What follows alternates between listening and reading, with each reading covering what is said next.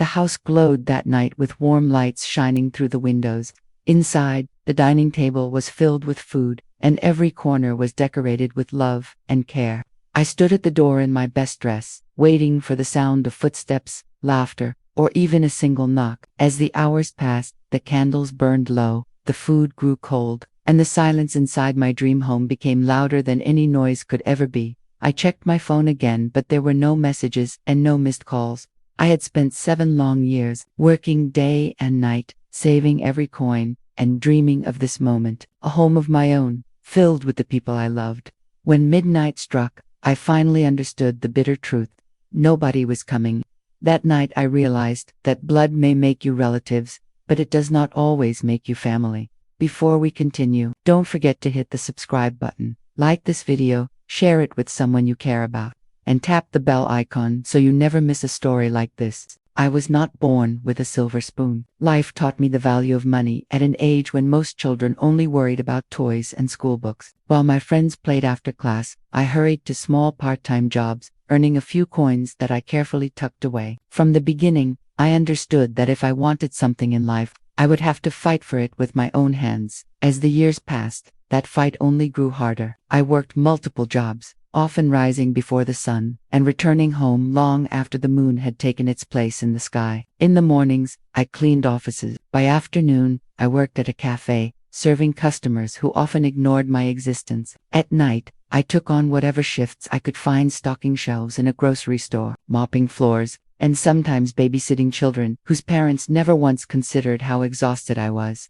Sleep became a luxury. I remember nights when my body begged for rest, yet I pushed through because I had promised myself something greater. My dream was not about riches or luxury vacations. It was about stability, security, and dignity. I wanted a place I could call my own, a home that no landlord could take away. A space where every brick represented my sweat and determination. While others spoke of traveling abroad or buying the newest phone, I spoke quietly to myself about the day I would finally buy my dream home. There were humiliations too. I still remember the sting of being mocked for working so hard and still appearing to have so little. Some colleagues laughed when they learned I worked 3 jobs. They called me desperate and pitiful. Family members whispered that I was wasting my life chasing an impossible dream. Their words cut deep, but instead of breaking me, they fueled my determination. I wanted to prove that persistence could outshine privilege. Saving money was a battle of discipline. I skipped outings, refused unnecessary luxuries, and learned to survive on the bare minimum. When my friends invited me to restaurants, I stayed home with simple meals, reminding myself that every saved dollar brought me closer to my dream. My shoes wore thin, my clothes grew old, but I did not allow myself to spend on replacements unless it was absolutely necessary. Every sacrifice had meaning because each one brought me closer to the day when I would hold the keys to a house that belonged only to me. There were moments of loneliness too. Birthdays passed quietly because I could not afford parties. Holidays often found me working, watching other families gather while I served them as a waitress. I told myself that one day those sacrifices would pay off, and I would host my own gatherings in a home filled with warmth. The thought of unlocking my own front door at the end of a long day gave me strength to endure another shift, another insult, another sleepless night. It was not easy to keep believing when the world around me seemed designed to break people like me. Rent kept rising, wages stayed low, and every emergency threatened to drain my savings. Once, when I fell sick, I had to choose between buying medicine and paying my electricity bill. I chose the bill and endured the fever because losing my savings was not an option. At times, I questioned whether I was being foolish. Was I sacrificing too much for a dream that might never come true? But whenever doubt tried to crush me, I closed my eyes and pictured that home waiting for me. I saw myself walking through its rooms, decorating it with my taste, and feeling safe within its walls. That vision gave me the courage to continue. Each paycheck, no matter how small, went straight into my savings account. The bank clerk would sometimes raise an eyebrow at the modest deposits, but I felt proud every time. That account was my lifeline, the silent witness to my struggles. Year after year, the balance grew slowly, like a plant pushing its way through hard soil. It was proof that perseverance, even in small steps, could eventually build something monumental. Through all the hardships, I kept planting that dream in my heart. It was like a seed watered with tears and sweat, growing stronger with every sacrifice. I told myself that no matter how long it took, One day I would walk into a house and know that it was mine, bought with my own effort and resilience. That vision was my shield against despair, and it kept me moving forward when everything else tried to drag me down. From the very beginning, my family never believed in me. To them, I was the one who would always fall behind, the one who could never rise above the limitations of our circumstances. Whenever I spoke about my dreams, they laughed as if I had told a childish joke. Their laughter was not the kind that comes from joy, but the cruel kind that cuts through the skin and lingers in the heart. I remember one evening when I sat at the dining table, explaining that I was saving money for a house. My older brother smirked and said, "You buy a house? You can barely afford the shoes on your feet. Stop fooling yourself." His words hit me harder than he knew. My younger sister added, "People like us are meant to live in rented places forever. You're wasting your time and energy. Instead of daydreaming, you should be helping us with real expenses." My mother, though not as harsh, shook her head and muttered, "Child, I know your intentions are good, but you do not understand how the world works. Owning a home is not for people like us." Each comment stung, not because I wanted their approval, but because I had hoped, deep down, that they would at least support me. Instead, they showered me with doubt and disbelief. Every family gathering became a battlefield where I defended my dream against their mockery. Once, during a cousin's wedding, while others enjoyed the celebration, my uncle cornered me and asked, "So, how is that little house dream going? Have you saved enough for a doorknob yet?" His voice dripped with sarcasm, and the relatives standing nearby burst into laughter. My face burned with shame, but I stood my ground. One day, I said firmly, "You will see me open the doors to my own house, and I will not need to borrow keys from anyone." They laughed even harder at my confidence, but inside me, the fire grew stronger. Their arrogance extended beyond words. Whenever I missed family outings or celebrations because I was working extra shifts, they painted me as selfish. "She thinks she is better than us," one aunt whispered loudly enough for me to hear. "She hides behind work because she cannot admit she is a failure." Another relative said, "She is wasting her youth chasing a fantasy. Watch her, she will have nothing in the end." They never once asked how many hours I worked or how tired I was. Instead, they chose to mock the very sacrifices I made for my future.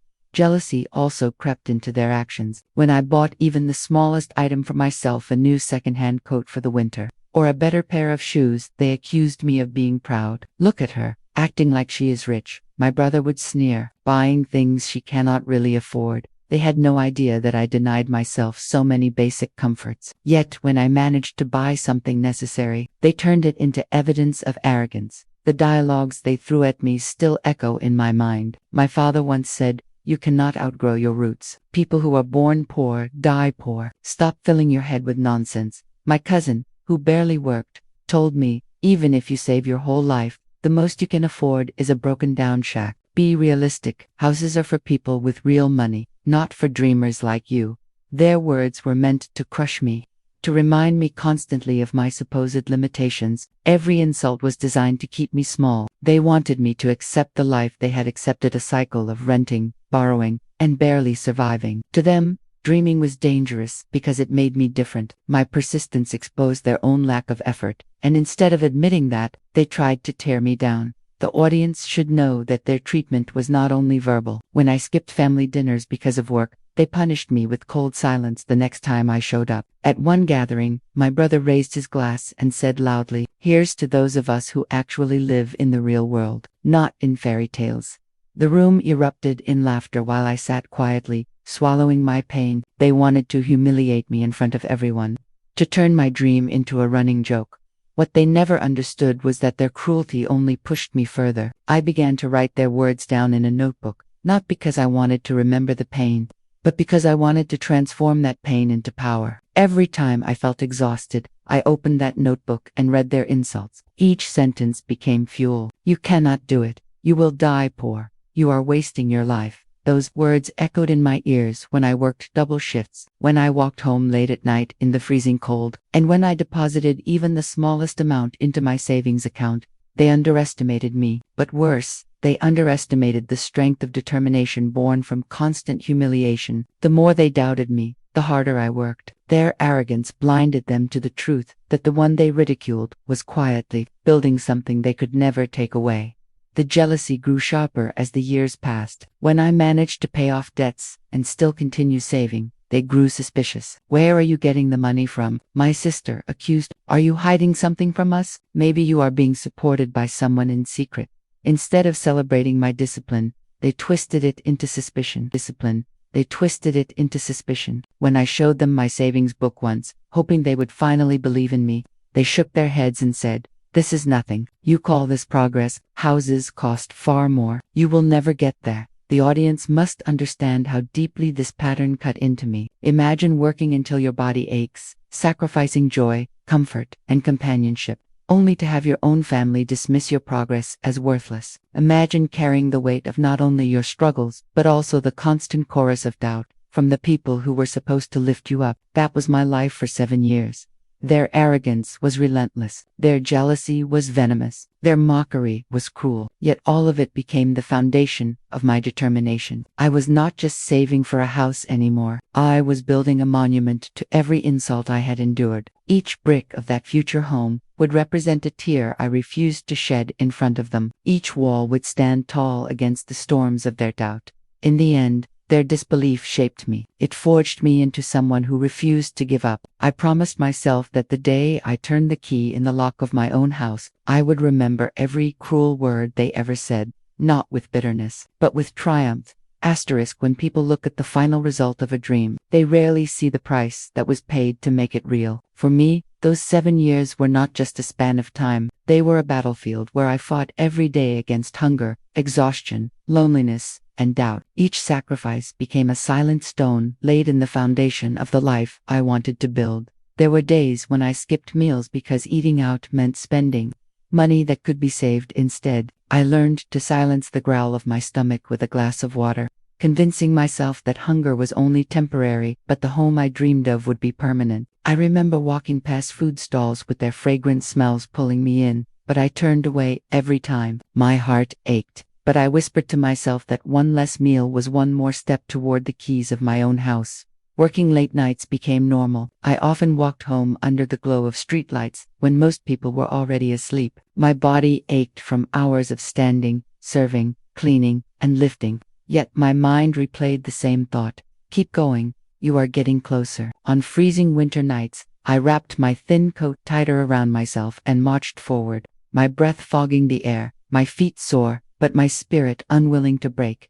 Every coin mattered. I collected spare change from my pockets, from the bottom of bags, even from sidewalks. Whenever I found a coin, I treated it as if it were a treasure. I dropped it into a jar at home and smiled, because I knew that tiny coin was not just metal. It was hope. It was progress. Slowly the jar filled, then emptied into my savings account, and then began filling again. Those coins were proof that no effort was too small in the pursuit of a dream. There were countless moments when I wanted to give up. The fatigue was overwhelming. I remember nights when I sat on the edge of my bed, staring at the wall with tears streaming down my face, questioning if the struggle was worth it. My body felt broken, my spirit weary, and I longed for an easier path. Yet, in those moments of weakness, I closed my eyes and pictured the home I wanted. The walls painted in warm colors, the kitchen filled with the smell of food I cooked for myself, the living room with a couch where I could finally rest without fear of being asked to leave. That vision gave me strength when my muscles and heart screamed for relief. Sacrifices followed me into every corner of life. I turned down invitations to outings and celebrations because I could not afford to spend a single extra dollar. Friends stopped asking me to join them because they knew my answer would always be the same: "I'm sorry, I can't." I watched them travel, buy new clothes, and post smiling pictures while I stayed home, counting the money I had saved that month. Loneliness cut deep, but I reminded myself that one day I would invite people into my own house and host them with pride. Even small pleasures became luxuries I denied myself. When my shoes wore thin and let in water on rainy days, I patched them instead of buying new ones. When my coat grew old, I layered sweaters underneath rather than replacing it. Each time I denied myself comfort, I told myself that it was temporary. The home would be worth more than any new jacket or pair of shoes. The home was the prize. The sacrifices were not only financial but emotional. Watching my family dismiss me, mock me, and treat me as if I were chasing smoke was painful enough. What hurt even more was facing that pain in silence. I could not share my burden with anyone. When others had someone to lean on, I had only myself. I carried every insult, every doubt, and every loneliness in my heart, while pretending to be strong. But inside, those wounds made me even more determined to prove everyone wrong. There were also unexpected trials that tested my resolve. Once I fell sick with a high fever, but I still went to work because losing a day's wages meant falling behind. My hands trembled, my body shivered, but I forced myself to keep moving. I told myself that the pain was temporary, while the dream would last forever. Another time, a thief snatched my wallet, and I stood in shock, not because of the small cash lost, but because every single saved coin felt precious. The loss cut like a knife, yet I began again with even more intensity, refusing to let misfortune win. I still remember counting my savings every few months, sitting at my small table late at night, stacking coins and bills carefully. The numbers grew so slowly it was painful, but they grew. Each stack represented another sacrifice. Another night I endured hunger. Another day I endured exhaustion. Another insult I turned into motivation. Those numbers became a living record of my suffering and persistence. In those 7 years, I aged in ways people could not see. My body carried scars of overwork. My hands grew calloused, and my eyes carried shadows from sleepless nights. Yet my heart grew stronger. My will became sharper than any blade. I realized that while the world doubted me, I was quietly building an unshakable foundation, not only of bricks and cement, but of resilience and courage. When the 7th year approached, I looked back at the sacrifices with a strange mix of pain and pride. Pain for all the moments I lost, the meals, the celebrations, the comfort, the companionship. Pride because every sacrifice had meaning. Every tear, every hunger pang, every step taken under cold streetlights had led me closer to the dream.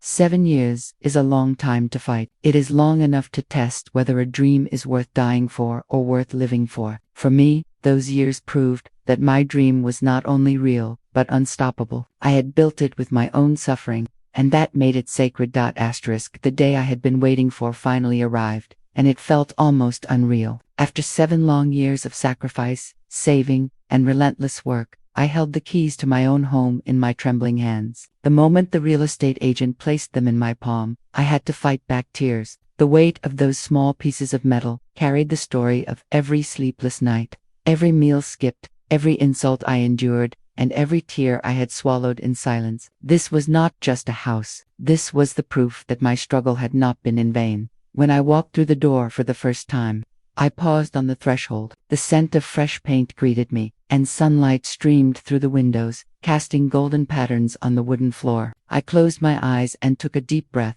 allowing the moment to sink into my soul. My heart pounded with joy. I was no longer a tenant at the mercy of landlords. I was no longer the person mocked for chasing an impossible dream. I was a homeowner, and this house was mine. I stepped inside slowly, touching the walls with my fingertips as though I were meeting an old friend. Each wall felt like it was alive, holding the weight of my sacrifices within its structure. The kitchen, though modest, filled me with happiness. I imagined myself cooking meals there, filling the air with warmth and comfort. The small living room seemed to glow brighter because I could already see it filled with laughter and gatherings. The bedrooms whispered promises of peace and rest after years of struggle. I did not need luxury. I only needed a space that was truly mine, built with the currency of my blood, sweat, and determination.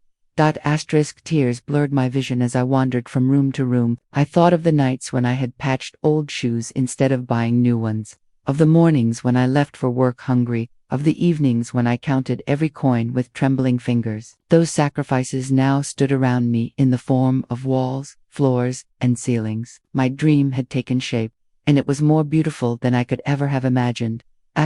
My mind immediately turned toward celebration. After so many years of loneliness, I longed to share this victory with my family. No matter how much they had doubted me, they were still my blood. I wanted them to see that I had done it, that the one they had mocked and belittled was capable of achieving what they had thought impossible. I hoped that perhaps this moment would heal old wounds, bring us closer, and remind them that we were still connected,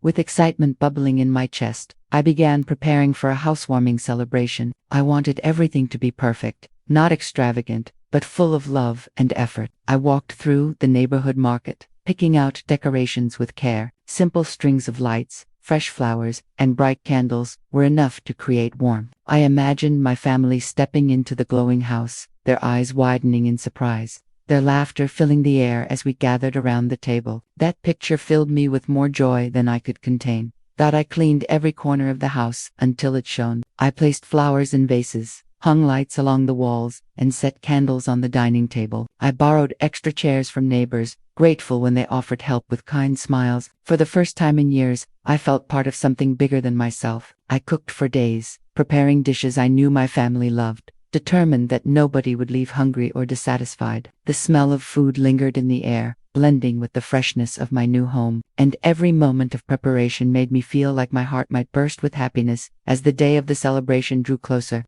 I bought a new outfit for myself. It was not expensive, but it was elegant enough to mark the importance of the occasion. I wanted to stand tall before my family, to greet them not with bitterness but with pride. I wanted them to see that the years of sacrifice had transformed me into someone stronger, someone who had achieved the impossible.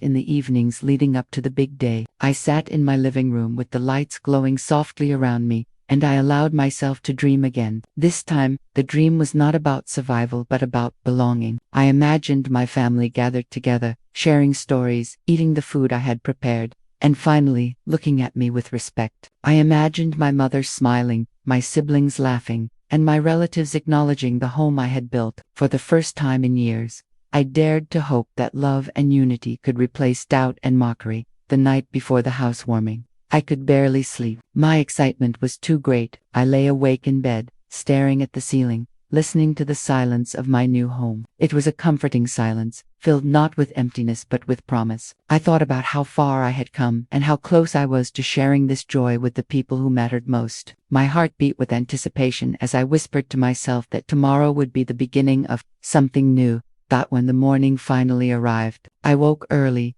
dressed carefully, and put the finishing touches on the house. The food was arranged on the table, the candles were ready to be lit, and the chairs were neatly placed around the room. The house looked radiant, glowing with warmth and love. I stood in the doorway, waiting for the first knock, ready to welcome everyone with open arms. It was the happiest moment of my life. My dream was no longer a distant hope. It was real, solid, and standing proudly before me. I believed with all my heart that this day would erase the years of loneliness and hardship, replacing them with laughter and togetherness. The house was no longer just a structure of bricks and walls. It was the symbol of my endurance, the crown of my sacrifices, and the beginning of a new chapter. At that moment, as I waited with eager eyes and an open heart, I truly believed that everything I had suffered had finally led to joy. When the keys to my new home finally rested in my hands, I felt an overwhelming surge of pride. The walls seemed to whisper my victories back to me, and each empty room carried the echo of years I had spent dreaming of this very moment. It was not just a house, it was proof of my endurance, my patience, and my relentless willpower. And so, with my heart full of hope, I decided to host a housewarming celebration. This was not just about showing my family a building of bricks and cement. It was about sharing the evidence of what determination could accomplish.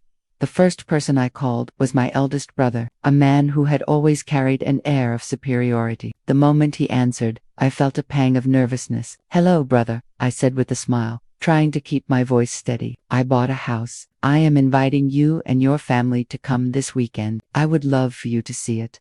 There was a pause, and then a sharp laugh came from his side of the line. "You bought a house? Are you joking?" His voice carried the weight of disbelief. "I thought you could barely keep yourself afloat, and now you want us to come see this fantasy of yours? Interesting."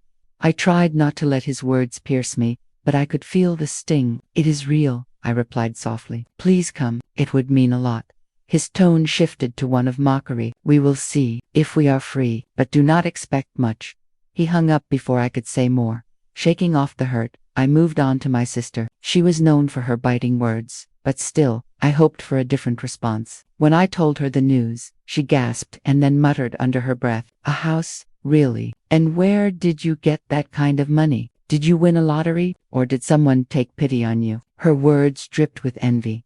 "I worked for it," I said firmly. 7 years of hard work, saving, and sacrifice. "I wanted to share this moment with you. Please come." She let out a cold chuckle. We will think about it, but do not expect us to celebrate like fools. Just because you think you have done something big does not mean it is impressive to us. She ended the call with a careless goodbye.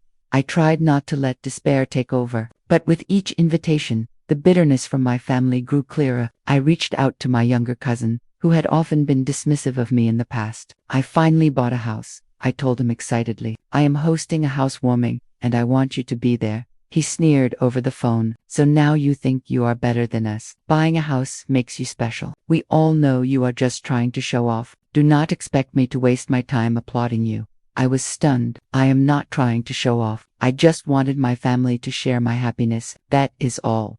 His reply was cold. We will see. If I feel like it, I will come. But do not expect me to bring any gifts or praises. I do not hand those out easily. The more invitations I extended, the more cutting the responses became. An uncle told me bluntly, "You should be grateful you even have a roof over your head. Why make such a fuss? We are not interested in attending childish parties." An aunt added, "Your achievements do not erase what you are. A disappointment for years. Do not think a house changes anything."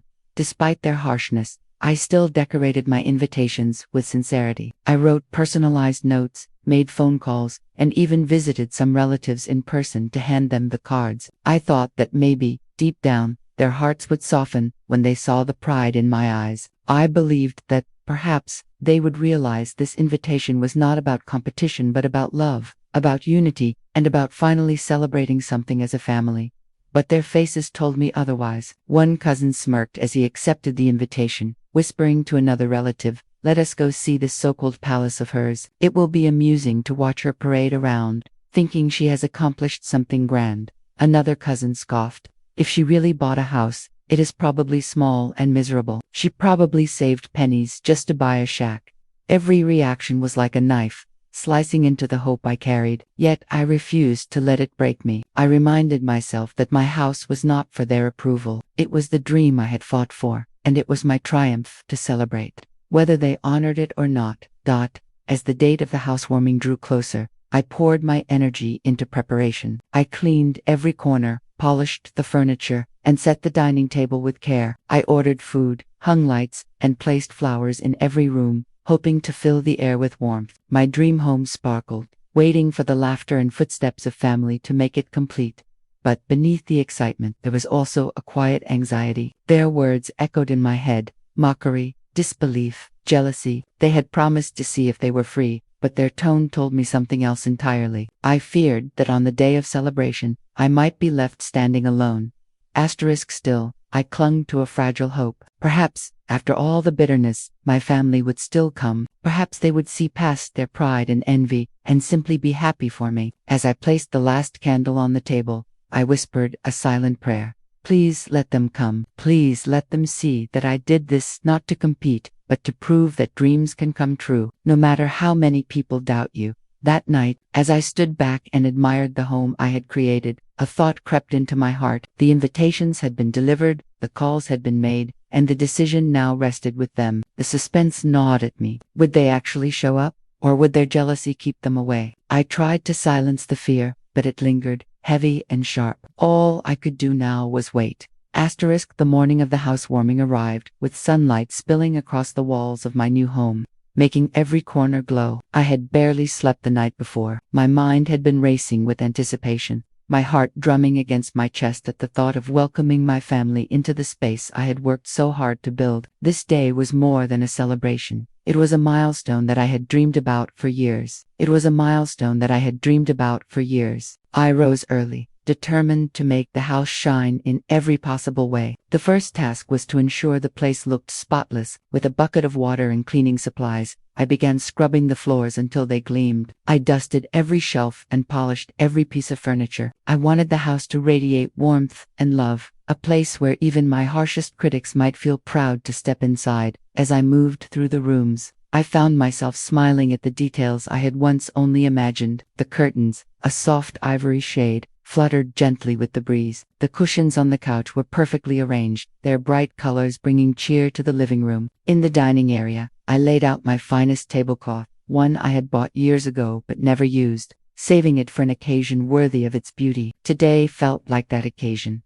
The kitchen became the heart of my excitement. I had planned the menu carefully, determined to prepare dishes that my family loved. I kneaded dough for fresh bread, stirred pots of curry, and seasoned roasted chicken with care. The aroma filled the air, wrapping the home in a blanket of warmth and anticipation. As I cooked, I imagined my family sitting around the table, enjoying the meal together, laughing, and finally seeing the life I had built. In between cooking, I placed small decorations throughout the house. Candles stood ready to be lit, casting a soft glow as evening approached. Fresh flowers bloomed in vases, their fragrance mingling with the food. I even set up a small display of photographs showing my journey, from the cramped apartment where I once lived to the proud moment of signing the papers for this house. I wanted my family to see not only the end result, but also the path that had led me here. By midday, the preparations were in full swing. My heart soared with each task completed. I imagined my brother arriving and finally being forced to admit that his mocking words had been wrong. I imagined my sister walking through the door, stunned by the beauty around her, unable to deny the truth of my success. I imagined my cousins and uncles smiling, finally seeing that I had achieved something they once thought impossible. The dining table became the centerpiece of my vision. I set out my best plates and polished cutlery, arranging them neatly for each guest. Glasses sparkled under the light, waiting to be raised in a toast. In the center of the table, I placed a bowl of fresh fruit and a tall vase of roses, their deep red petals standing as a symbol of triumph. Every detail mattered, because this was not just a meal, it was proof of my resilience. As I stepped back to admire the table, my heart swelled with pride. For a moment, I allowed myself to dream that this night might finally heal the rift between me and my family. Maybe, when they walked into this house, their hearts would soften. Maybe they would set aside their jealousy and bitterness, even for just one evening, and celebrate with me. In the afternoon, I turned my attention to the outside of the house. I swept the front porch, wiped down the windows, and hung a string of lights along the roofline. As the bulbs lit up, the house seemed to smile, shining like a beacon of hope. I even placed a welcome mat at the front door, one that read, "Home Sweet Home." It felt like a gentle invitation, a reminder that this house was built not just for me, but for the bonds I had longed to strengthen. By the time the sun began to set, I was exhausted but filled with a sense of accomplishment. The house stood ready, glowing inside and out, every corner polished, every dish prepared with love. I slipped into my best dress, the same one I had chosen for this special day, and stood before the mirror. For once, I did not see the tired, overworked woman I had been for so many years. Instead, I saw someone who had fought, endured, and triumphed. As the evening drew near, I lit the candles, letting their soft light fill the room. The aroma of the feast mingled with the fragrance of roses, creating a warm, inviting atmosphere. I placed the final touches on the table, adjusted the curtains, and stood at the door, listening for the sound of footsteps, laughter, or even a single knock. The silence at first did not bother me. Guests often arrived late, I told myself. I poured drinks into the glasses, straightened the flowers again, and checked the dishes once more. The house felt alive with anticipation, like it was holding its breath, waiting for the joy that was supposed to enter through the door. But as the minutes passed, the excitement in my chest began to tremble with uncertainty. I looked at the clock, then at the front gate. Still no one. I reminded myself of the words they had spoken when I invited them. Some had promised to see if they were free. Others had scoffed at the idea. Yet, I held on to hope. Surely they would not let me stand here alone. Not after all I had done to bring them together. I paced the floor, adjusting the plates again and again, fluffing the pillows, and checking my phone for messages. Each vibration made my heart leap, only to fall again when it was not from them. Still, I held my head high. This was my day, and I would not let fear steal it from me. As night approached, the lights outside glowed brighter, casting a warm halo around the home. Inside, the food sat steaming, ready to be served, the table waiting for laughter and conversation. My heart pounded as I walked back to the front door, peering out into the darkness. I whispered to myself, "They will come. They must come. Tonight will not be in vain." The house stood still, full of hope, yet shadowed by suspense. Everything was ready, every detail perfected. All that remained was the question I had been too afraid to face. Would my family walk through that door, or would this night, like so many moments before, leave me standing alone with only my dreams for company? The evening sky darkened, and the glow of the string lights outside my home flickered like 1,000 tiny stars. Inside, the table stood perfectly set, the candles flickering gently in their holders, the food filling the air with rich aromas. My heart raced as I walked back and forth near the front door, waiting for the first sound of footsteps or a knock that would break the silence. The clock on the wall ticked steadily, each second louder than the last, reminding me that time was slipping away. I smoothed the front of my dress and adjusted the flowers on the table again, pretending that I was only keeping busy, but in truth, I was fighting the growing unease inside me. Every time a car passed on the road, I rushed to the window, only to see headlights vanish into the distance. Each false alarm left me standing in the silence of my own hope. The first hour passed quickly. I reassured myself that they were simply late. People often took their time for events like this, I reasoned. Perhaps they were dressing, gathering gifts, or waiting for others to arrive so they could come together. I straightened the silverware for the third time, walked through the house checking every detail, and whispered to myself that they would come. But as another hour slipped away, the confidence in my voice began to crack. The food that had once steamed with freshness now sat untouched, slowly cooling on the plates. The bread that had filled the air with warmth grew firmer as the minutes stretched into hours. My stomach tightened, but it was not hunger, it was dread. The clock's ticking seemed louder now, echoing through the room like a reminder of every second they had failed to show up. I sat at the edge of the couch, staring at the front door, willing it to open. My phone sat in my hand, heavy and useless. No messages, no calls, not even a simple text saying they were on their way. As I sat there, the weight of silence pressed down on me, and my mind began to drift into the past. Memories surfaced, unbidden but sharp, each one reminding me of the journey that had brought me here. I remembered the nights of working late shifts, my body aching as I pushed through exhaustion because every extra hour meant a few more coins toward my dream. I remembered skipping meals so I could save enough to put aside for the future, telling myself that hunger was temporary but the reward would last a lifetime. I thought of the humiliation I endured when people mocked me for dreaming too big. Someone like you will never own a house, they had sneered. Be grateful if you can keep a roof over your head. I had swallowed those words, hiding my tears and using the pain as fuel to push harder. Each insult had become a stone in the foundation of the home I now sat in, waiting desperately for recognition that never came. The flashbacks hit harder as the night dragged on. I saw myself again in the cold winters when I could not afford proper heating, wrapping myself in layers and whispering promises that one day I would live in a warm house of my own. I saw the summers when I worked double shifts, sweat pouring down my back, convincing myself that the exhaustion would someday turn into comfort. Now that comfort surrounded me. The house was everything I had dreamed of, every corner shining with proof of my sacrifices. Yet I sat alone, staring at the untouched food and empty chairs, realizing that no amount of comfort could erase the ache of abandonment. I rose from the couch and walked to the dining table, trailing my fingers along the edge of the plates. I pulled out a chair, imagining my brother sitting there, perhaps shaking his head in disbelief, but finally seeing the truth. I pictured my sister laughing softly as she tasted the food, maybe even admitting that I had done well. I imagined my cousins chatting, my uncles nodding in approval, and the house filling with the sound of voices and life. But the chairs remained empty, the glasses clear and untouched, the silence deafening. I sat down at the head of the table and looked at the feast I had prepared, my reflection flickering in the glass of wine I had poured. A lump formed in my throat as the reality began to sink in. Still, I clung to hope. I told myself they might be delayed, perhaps caught in traffic or hesitating, but on their way. The night was not over, I whispered. Not yet. I forced myself to stand again, returning to the window, searching the darkness for headlights. Each time the road remained empty, my heart cracked a little more.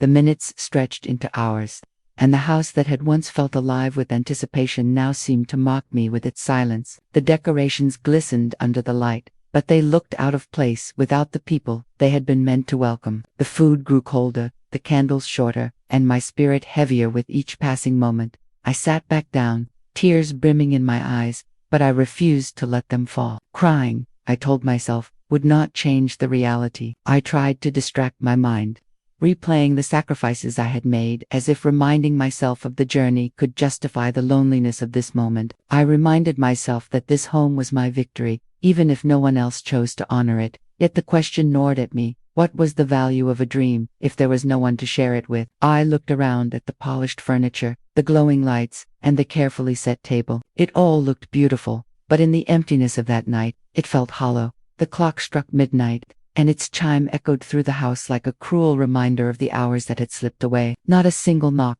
not a single message, not a single sign of the family I had invited with so much love. My hands trembled as I reached for my phone one last time. The screen was blank, the silence absolute. I set it down slowly and looked at the door, finally accepting the truth that had been growing all night. They were not coming.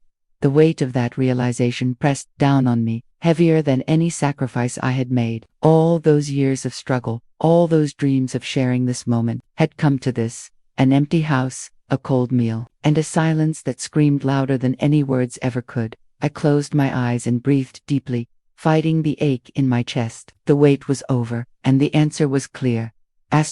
Midnight had come and gone. The candles that once burned brightly were reduced to small puddles of wax. The food that I had cooked with such love was now cold, untouched, and heavy with the scent of waste. The silence inside the house was unbearable. Every tick of the clock, every creak of the wooden floor seemed to mock me. I sat at the head of the table, staring at the empty chairs, the empty glasses, and the absence that weighed more than 1,000 presences could dot. At first, I tried to stay composed. I told myself that perhaps it was better this way, that I did not need them to validate my hard work. But the longer I sat there, the harder it became to hold back the flood of emotions building inside me. My throat tightened, my chest ached, and before I could stop myself, tears began to roll down my cheeks. They came slowly at first, warm drops that blurred my vision, but soon they poured freely, leaving my face wet and my voice choked with sobs. I had imagined this night so many times. In my dreams, the house was alive with laughter, with footsteps echoing against the polished floors, with voices calling my name in pride. Instead, the house was empty,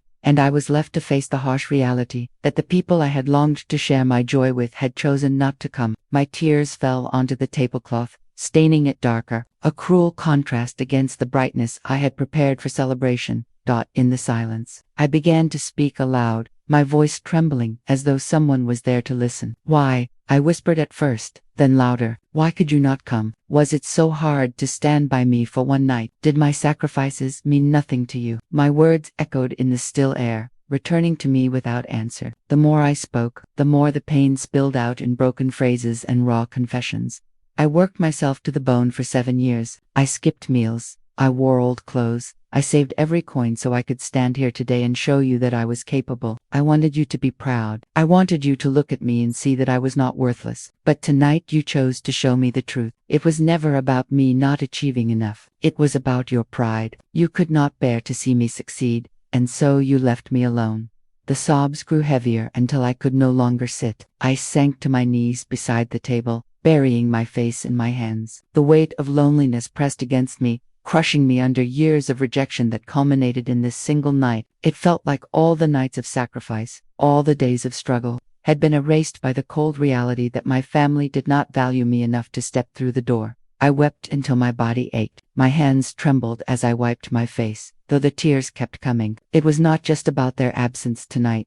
It was about every insult, every mocking laugh, every moment they told me I would never achieve anything. I had hoped this night would prove them wrong, but their absence felt like their final victory, as if they were saying, "No matter what you do, we will never accept you." Then, in the middle of my grief, I heard a soft knock at the door. My heart skipped, hope flaring inside me. Could it be one of them, arriving late, ready to surprise me with their presence? I rushed to the door, wiping my tears quickly, trying to compose myself. But when I opened it, it was not my family. It was my neighbor, Mrs. Patel, an older woman who had always offered me kind smiles in passing. She held a small plate covered with foil. "I saw the lights on and thought I should come check on you," she said gently. "Are you all right?" Her voice was warm, full of concern, and at that moment it felt like the most comforting sound in the world. I tried to smile, though my face was still damp with tears. I had invited my family tonight. It was supposed to be my housewarming, but they never came. Her eyes softened, and she stepped inside without hesitation. She placed the plate on the counter, and then turned to me, resting a hand on my shoulder. "Sometimes, the people we expect the most from give us the least, but that does not mean you are alone. You have built something beautiful, and that in itself is worth celebrating." Her words cracked something open inside me. I began to cry again. But this time, the tears were not only of pain but also of relief. Someone had noticed, someone had come, even if it was not the family I had begged for. It was proof that kindness could still exist. Mrs. Patel insisted on sitting at the table with me. She uncovered the plate she had brought. It was a simple dish of homemade sweets. She laughed softly, trying to lift the heaviness in the room. "I did not know you had prepared a feast. Otherwise I would have come in, but sweets are always welcome at celebrations." I smiled weakly, my chest still heavy but warmed by her presence. We sat together for a short while. She tried the food I had prepared, complimenting every dish, as though she had been waiting for this moment, though the table still looked empty compared to what I had envisioned. Her presence filled the silence with a kind of light I had not expected.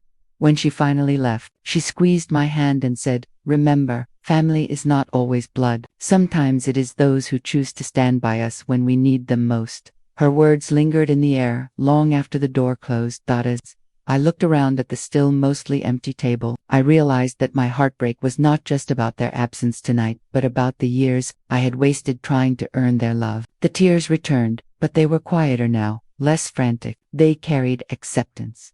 I walked to the mirror in the hallway and looked at myself, tired eyes, tear-streaked cheeks, but standing tall nonetheless. The heartbreak was real, the wound was deep, but I also saw the reflection of someone who had done the impossible. The house around me was proof. No matter who refused to see it, my success was undeniable. That night, I cried until exhaustion pulled me into sleep. My body curled on the couch beside the cold food and the flickering lights. The heartbreak was sharp and raw, but inside it, a seed of strength began to grow. The night after the housewarming disaster, I sat in the living room surrounded by decorations that no one had admired, food that no one had touched, and gifts that no one had opened. The emptiness of the house echoed louder than any insult my family had ever thrown at me. For a long while, I wept. I let the pain flood through me, my body shaking with the kind of sobs that leave you exhausted. But as the tears dried on my cheeks, something powerful began to rise within me. I realized that my silence that night, my choice not to call, beg, or chase after them, was the beginning of my revenge. I had spent years of my life craving their approval, working endlessly to prove that I was worthy of being seen, respected, and loved by my own blood. Yet, in the end, their absence gave me the truth I had been avoiding. They would never celebrate my success. They would never value my hard work. And so, I understood something that changed my life forever. I did not need them. My silence became my decision to stop pouring energy into people who thrived on diminishing me. The next morning, I woke up earlier than usual. My eyes were swollen, my body was sore, but my spirit felt strangely lighter. Instead of wallowing, I opened the curtains and let the sunlight pour in. The house, my house, sparkled in the morning light. Every corner of it was proof of my strength, proof of every late night, every skipped meal, every moment I had fought against despair. They had not come, but their absence did not erase my victory. My dream had been realized. This was mine, and no amount of silence from them could take it away. I began to focus on myself in a way I never had before. My energy shifted from proving my worth to others to building a life that made me proud. I poured my effort into my career, no longer afraid of what anyone thought. I learned new skills, I chased new opportunities, and I grew more financially independent than ever. Every promotion, every achievement felt sweeter because I knew I was doing it for me, not for applause from a family that would never clap. My revenge was not in loud confrontations, not in shouting matches or bitter words. It was in showing them that I could live fully, love deeply, and succeed greatly without them. My silence cut deeper than any insult could, because it showed them that I no longer cared for their opinions. The next time they tried to mock me, I smiled politely and walked away. The next time they tried to exclude me, I used the time to focus on building friendships with people who truly valued me. Slowly, they realized that their power over me had vanished. Years passed, and my life transformed. I hosted dinners, but for friends who had become my chosen family. My home became a place filled with laughter, warmth, and acceptance. The emptiness that had once haunted me was replaced by joy because I had filled it with people who genuinely cared. I no longer begged for love from people who withheld it like a weapon. Instead, I created a circle where love flowed freely, without conditions.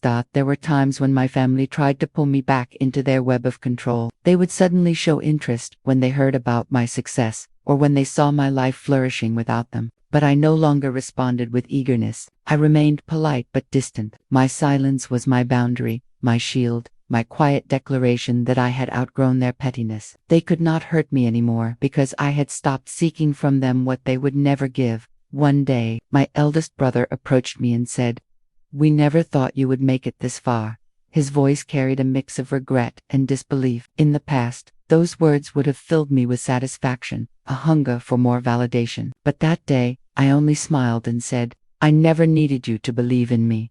That was the moment I knew my revenge was complete. I had freed myself from the prison of their judgment. My silence had rebuilt me into someone unshakable. I had learned to pour love into myself and share it only with those who deserved it. The dream home that once stood as a monument to my loneliness now stood as a symbol of my triumph. Every wall whispered the story of my resilience. Every window reflected my independence. My family's absence had been painful, but in their silence, they had given me the greatest gift, the clarity to see my own worth. So, if you ask me what my revenge was, it was not in seeking to hurt them back. My revenge was silence, the silence of no longer explaining, no longer justifying, no longer needing. It was the silence of moving forward, stronger and freer than I had ever been. And that silence spoke louder than any words I could have ever said. Time has a way of revealing truths that people try to hide. When I first bought my dream home, my family had mocked me, ignored me, and refused to stand by me in the most important moment of my life. Yet, years later, the same house became the place that defined my strength and independence. It was no longer just walls and furniture. It was the stage where the tables turned. I had built a life without them. My career had flourished, my circle of friends had grown into a family of choice, and I no longer carried the wounds of rejection that once bled so deeply. Success had become my companion. I traveled, invested, and expanded my opportunities. Every victory was mine alone, and with each milestone, I silently remembered the night they never came. That memory no longer haunted me. Instead, it fueled me. Word of my success eventually reached the ears of the same relatives who had dismissed me as a failure. They began to whisper about me at family gatherings I no longer attended. They wondered how I could have achieved so much on my own. They questioned how the woman they once belittled had risen so far above them. Jealousy crept into their voices. Regret shadowed their faces. And yet none of them could bring themselves to admit the truth out loud. They had been wrong. The first time I saw true envy in their eyes was during a cousin's wedding. I had arrived not because I craved their company, but because I wanted to show support for the cousin who had always been kind to me. When I stepped into the hall, dressed with elegance and confidence, I felt their stares like a wave. Whispers began immediately. My once jeering relatives leaned into each other, exchanging comments about the life I was living. Some tried to greet me with forced smiles, but their words trembled with unease. I no longer carried the shame they had once piled on me. Instead, I stood tall, radiating the calm power of someone who no longer sought approval. Over the years, the same family members who had mocked my small savings now struggled with financial instability. Their choices had caught up with them. They lived beyond their means, chasing appearances, while I had built my fortune steadily with patience and discipline. At family events, their complaints about money, about lost opportunities, and about unfulfilled dreams filled the air. Meanwhile, I remained silent, my presence alone a reminder that the one they dismissed had surpassed them all. Some tried to rekindle relationships out of convenience. An uncle who once laughed at my dream home asked if I could guide his son in finding a stable career. An aunt who once told me I would never succeed hinted at needing help with a loan. Each request carried the weight of irony. I listened politely but kept my boundaries intact. I did not raise my voice. I did not throw their cruelty back in their faces. But my refusal to give them what they wanted was louder than any insult. My revenge had never been about hurting them. It was about living well, and now they were forced to watch me do it without them. The same dream home that once stood empty on the night of my heartbreak became the symbol of gatherings filled with warmth. Friends came over for holidays, colleagues shared dinners there, and neighbors admired the beauty I had poured into every detail. My house was alive, buzzing with love and laughter, while my family sat in their homes, steeped in regret. They had chosen absence that night, and in doing so, they had chosen absence from my life forever. One day, Many years after the housewarming, my younger sister finally admitted what none of them had dared to say before. She came to visit me, uninvited. Standing in the doorway of the home she had once ridiculed, she said softly, "We were wrong about you. We should have been here." Her eyes carried the weight of years of guilt, but her words could not erase the pain of the past. I looked at her with kindness, but no longing. I did not need her apology. I had already healed. In that moment, I realized the deepest revenge was not in hearing their regret, but in no longer needing it. Their jealousy, their guilt, their sudden realization of what they had lost it no longer controlled me. I had built a life that was full and abundant, and their absence had become a blessing in disguise. They had freed me from chains I did not even realize I carried, and I had used that freedom to soar. As the years went on, my family's envy only deepened. They saw the vacations, the celebrations, the friendships, and the career milestones I achieved. They saw me thriving without their approval, and it gnawed at them. They could not understand how the woman they once tried to crush had risen to heights they themselves could never reach. But the truth was simple. I had chosen resilience over resentment, work over excuses, and self-love over their conditional affection. In the end, the tables had turned completely. They had once mocked me for saving coins in a jar, and now they struggled to pay their debts. They had once laughed at the idea of me owning a home, and now they envied the sanctuary I had built. They had once denied me their presence, and now they longed for mine. But I no longer needed to prove myself. My silence was still my revenge, my life was still my answer, and their regret was theirs to carry. So I lived on, shining without them, stronger than I had ever been. The pain of that empty housewarming had transformed into the light of my independence. They could watch, they could whisper, they could regret, but they could never undo what they had done, and I could never go back to needing them. That was the final twist of fate. The very people who once wanted me to feel small now shrank in the shadow of the life I had created. The tables had turned, and I did not even have to lift a finger. As I sit in my living room today, years after the pain and years after the triumph, I realize that life has given me a lesson far greater than any success or failure could. When I first dreamed of owning a house, I thought it would symbolize acceptance. I thought that once I built it, filled it, and opened its doors, my family would finally recognize my worth. That night when no one came showed me the truth. Walls and furniture cannot hold love, and blood alone cannot guarantee loyalty. What I have now is more powerful than what I lost. I have friends who show up without being asked, neighbors who check on me when they hear silence, colleagues who celebrate my victories, and people who love me for who I am, not for what I can prove. This house is not cold or empty anymore. It is filled with laughter, with warmth, and with a kind of love that is chosen, not forced. I learned that revenge does not always roar. Sometimes it is quiet, steady, and unstoppable. My revenge was not in making my family pay for what they did, but in creating a life so full that their absence no longer mattered. By choosing myself, by embracing those who truly cared, I discovered a deeper kind of wealth.